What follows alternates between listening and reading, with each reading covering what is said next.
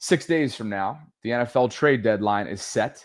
It's November 4th, 4 p.m. Eastern, Sarah. And the next step to this puzzle, the next step to digging the Ravens and themselves, really the Ravens digging themselves out of the hole that they've built, is winning tomorrow night. That'll propel this front office, not like it needs any motivation to do so, but that'll give the front office what it needs just based on what's the right word for it? Strategy? Go win and put your front office in a position to go get a guy or maybe even plural guys. It's coming up. Yeah. Eric DeCosta, Sarah, you already know, as he's done a couple times throughout his tenure, maybe, just maybe, this is another year where he brings in a guy, a Marcus Peters, a Roquan Smith, i.e. 2019, 2022. Jeff Zaribek on The Athletic recently took a look at a few different things in his latest, and it basically breaks it down into 3 different categories, Sarah. It's right player, right price. Mm-hmm. It's keep dreaming. And it's also like, hey, the second category was like, would this even be enough of an upgrade, essentially?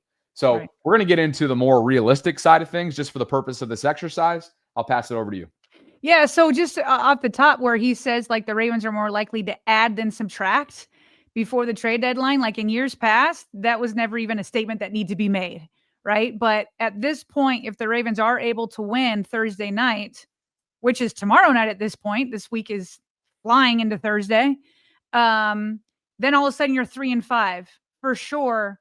And you look at the rest of the AFC North, you for sure are going to want to add rather than subtract, especially if you have faith that you're turning things around in defense and Lamar Jackson's going to come back. So he started off with, as you mentioned, we'll start with this list first, just some names that he has.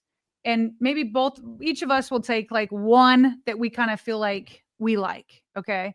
So this one is right player, right price. He's got 4 listed, and then you let me know which one you like the best. There's Calais Campbell, which a super chat person asked about. And by the way, that super chat comment was like, is there any truth to the rumors? I don't even know that there's reports about it. It just is more like people like Jeff who are looking around the league at who is a bad team so far based off of their record and the needs that the Ravens have. And plus he reaches out to his guys within the Athletic kind of database, all the guys that report, and they can let Jeff know, okay, who's realistic, who's not, this and that. So he's got Calais Campbell, defensive end he's with the Cardinals right now. Then he's got 2 from the Jets who are both kind of edge. You can either go with Jermaine Johnson or Will McDonald, both edge rushers. Then there's Jalen Phillips, edge rusher from the Dolphins. And then he's got Kevin Zeitler, a guard from the Titans. What name do you want to address first? Probably just number 1 on the list because I think they had interest based on reports in Calais this time last year. Mm-hmm. So clearly, like and then Miami nixed it. Mike McDaniel, I think the report was that he nixed it. So Cole was funny last night. He's like, I want to beat the brakes off the Dolphins because we needed him last year and we need him now. That's what he said. And he's right. They need him. They could use him. He's 39 years old. He's on the back 9 of his career. He's still playing at a high level. You forget the special teams impact that he has too, given the frame, Sarah, given the basketball type of stature. What's he stand? 6'8"? Something insane like He's that. tall. So, 93. Is he an every down player? No. He's good against the run. He's a phenomenal locker room leader. He's got such a pulse for this game. He's a future Hall of Famer. And it's a darn shame, since leaving Baltimore several years ago, he really hasn't had a legit chance to go and compete for championships. And that's the one thing that he's missing on his resume. And I have no idea whether or not Baltimore is the spot to be, Sarah, based on that, because of where they stand right now. They got a lot of work to do. But I sure as heck know that it's probably a better chance than it is in Arizona at the moment. And he's a Cardinal, as you've mentioned. So it starts with Calais, but it can't end there, right? It cannot end there. You need more. And knowing that he is 39 and knowing that it wouldn't necessarily cost a haul or require a haul, I think for starters, that's where you begin. Yeah, so this is interesting to me. Calais has at 39. Like, it's one thing to be a quarterback and still playing at 39, but you're in the trenches and you're in these basically car crashes every single time they say hike. That's crazy to me. And he's got 3 sacks and 9 quarterback hits. Where exactly would that fall among the Ravens' top sack getters? It would lead them. Still, the top 2 sack leaders are the 2 injured players, Nadi Madubuike and Tavius Robinson. So he would lead the team with sacks. I don't have a stat here for quarterback hits, so I don't know where he would fall in there. But, he's somebody that's reliable. He's somebody that's going to get the job done. I don't know if he's going to blow up plays like he did in his prime. But and Calais Campbell knows Baltimore. They know each other. It could be a quick acclimation, reacclimating if he were to come. I got your Bobby, pressure count. Oh, you got it? Let me know. I had quarterback hits, by the way. You have pressures. I'm sorry. You were looking for quarterback hits? Yeah. Sorry. I got tackles, sacks, and pressures. You've already mentioned all those. Well, maybe not tackles. 14 total tackles. Okay. 14. So the point is, yeah, he's a presence. Yes, he's soon to be 40, but it's a player that would help right away, that understands the system. I know it's slightly different than the one that he was running with Mike McDonald. He wants to compete for championships, although the last couple of years. Now, granted, maybe there was some nostalgia added in here because, again, his career began in Arizona. Maybe he wanted to fairy tale type story end to his career, but you're not winning championships there. You're not winning championships in Miami. And the jury's still out on whether or not the Ravens have a chance to compete for a championship this year. But he certainly would help them go do so and try to turn this thing around in epic fashion. Absolutely.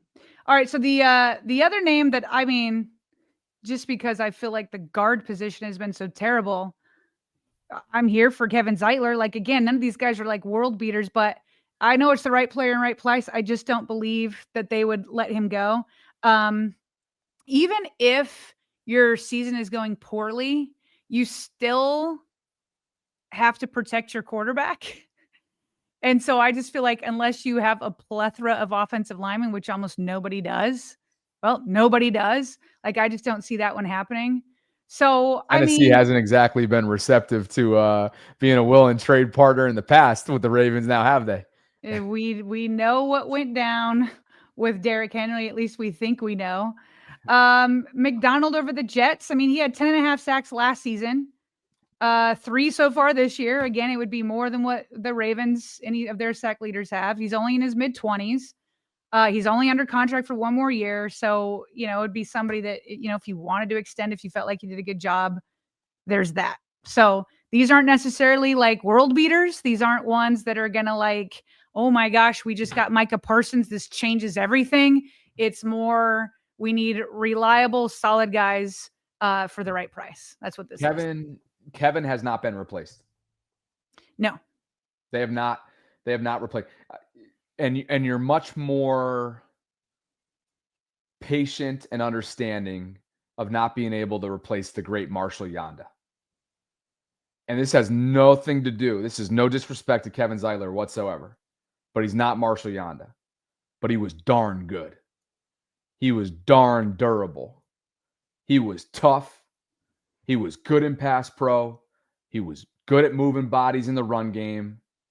And he was a do-it-all dude in terms of a no-nonsense, no bullshit, to use the new phrase, I guess, right? He's that guy.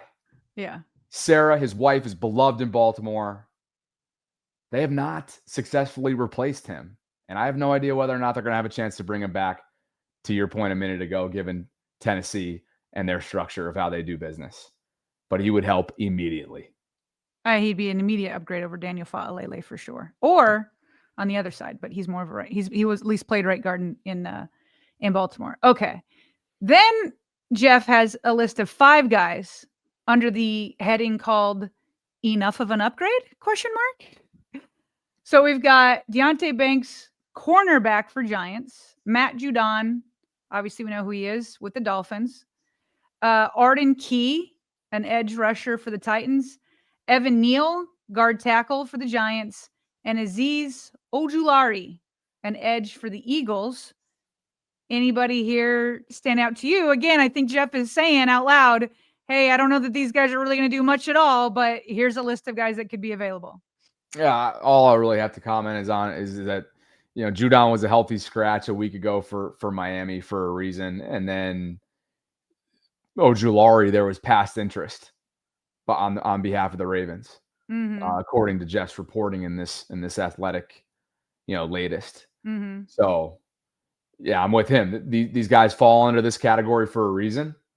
But I know Azeez Ojulari, Sarah, could help them right away.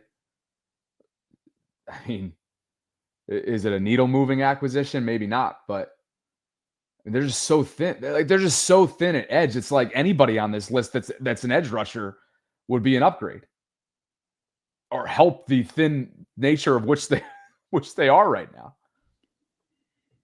Yeah, like my first reaction to this list is like, I don't know why there's a cornerback on here. Given that Jair Alexander isn't even an active cornerback on Sundays. I know Jeff is just saying like he's just got upside. It's to be like more of a long-term, hey, we need, cheaper up and coming guys. And so that wouldn't really do much this year. So obviously that doesn't stick out to me. But I do like Judon. I mean, I bet a ton of players would love to see his return. Like his energy. I know he has no sacks, only one quarterback hit. I don't know how much, like you said, he was not even active. He was a healthy scratch. So I don't know how much of an opportunity he's been given. Maybe guys are ahead of him there. So again, another guard tackle in there. I don't really trust the Titans again. We already talked about that for Arden Key. So this obviously slide doesn't move me much, but I wouldn't hate on a Matt Judon reunion. And finally, the Keep Dreaming segment of Jeff's piece, and I encourage you to go check this out on The Athletic. I'll link to it in the live chat. It's a great piece done by Jeff. Takes a lot of time, too, because he covers the Ravens year-round. He's got to check in on all these teams, by the way, that these players are members of. So, the Keep Dreaming section, Bradley Chubb, the Ravens are going to see him tomorrow night. Max Crosby, Trey Hendrickson, Dexter Lawrence, Jeffrey Simmons, Kayvon Thibodeau, Quinnen Williams, Logan Wilson is thrown in there just because he requested a trade within the last week or so from Cincinnati. And I feel like almost before we even dive into this, like Peter Schrager's tweet maybe applies in some cases here, maybe not to every single player listed. But Peter, covered the NFL for a long time. He says, a lesson I was taught years ago on the deadline. Unlike the NBA and MLB, viable big names aren't dangling on some imaginary list for weeks in advance. The notable big players that teams are calling on are being told no today. And that was yesterday, but also today as well. Cleveland's come out and talked about that as it relates to Myles Garrett. After Sunday, back to Peter's tweet, it picks up and teams bend. Will every single team bend? What you see on the screen here? Probably not. Vegas has been hell-bent that Crosby ain't going anywhere. But again, there's a reason why the Keep Dreaming section exists in Jeff's reporting. Well, I would like to dream for a second here, okay? And I would like to dream about number 7 on this list. Defensive tackle out of the Jets, Quinnen Williams. This might be the biggest need. Only obviously we're unhappy with the guard position on offense, but there's like literally no bodies. They're like evaporating inside the interior defensive line. Like I said, with Nnamdi Madubuike and now Broderick Washington needing to have surgery. And so just knowing that there's been a little bit of smoke, there's been some talk around Quinnen Williams, Sports New York talking about that, you know what, maybe he could be had for a second rounder. And again, this could be long-term because I know there's a lot of money on his contract and the Ravens are for sure going to have to eat some stuff on Madubuike's contract if he indeed, I don't want to even put that in the air, but people have been asking, is it career ending? If it happens to be, then they're going to want to get another legit guy in there. Quinnen Williams could be that long-term guy. And maybe now is the right time to kind of strike because it sounds like he hasn't been playing as well as in the past, but we know his talent. We know what he's done. And would a fresh new scene be the jolt that he needs and get out of like this? I mean, the Ravens have a losing season right now, but the Jets are perpetually losing. So it feels like that one, like of all the dreams in here, could that one be the closest to being realized, or is there one closer, Bobby? Well, let's dig in further. Jordan Schultz just pulled up a clip spontaneously on this very topic. Quinnen Williams, here he is. Okay. Jets finally won a game, but that will not stop the calls from coming in inquiring about some of their very valuable players. Now, there are a number of teams who badly want and need interior defensive line help, and a name that's garnered a ton of interest, all-pro defensive tackle Quinnen Williams. Now, the Jets don't want to trade him, but they are willing to listen, considering there's so much interest in interior defensive line and so many young, aggressive GMs around the league. The idea of a team blowing away the Jets with an offer is at least feasible and one to watch. Okay. If there's competition, that actually makes me more nervous. Like Eric DeCosta and the Ravens usually pull out a trade that nobody even knew was on the radar. This one, everybody's talking about. So like if there's competition for him, is there going to be another GM that's willing to outbid Eric DeCosta? Like I'm here for a second rounder. The Ravens track record with second rounders haven't been the best. Hopefully Mike Green turns that tide. Seems to be trending in the right direction. But they did that with Roquan Smith. And who knows what that second round pick would have been. But they've had plenty of busts or just single hits with their second rounders. Like to me, it'd be worth it. But is there going to be another GM out there that says, oh, well, I'll give you more than a second rounder? Like I'll give you, maybe it's not a first, maybe a second and a third, something like that, a second and a fourth. I don't know. I don't like the Ravens in a bidding contest. I'll tell you that. No. And Jabbo, I think Jabbo's point in the live chat stands. Mm-hmm. None of this, with the exception of maybe a player that they have in mind could be extension eligible and they want in their program for the coming years. So aside from that, that's the one exception to what Jabbo is said, and I'm about to say what he said. None of this matters if they don't get a W tomorrow night. Yep. So that's that. Thanks to Jeff Zaribek for the inspo, who, by the way, just landed in Miami. He's going to be covering, of course, as he always does, Ravens Dolphins, as will we be tomorrow night, Hard Rock Stadium, inside the vault. Pregame coverage on my channel starts at 7. Sarah and I will start hopefully before midnight.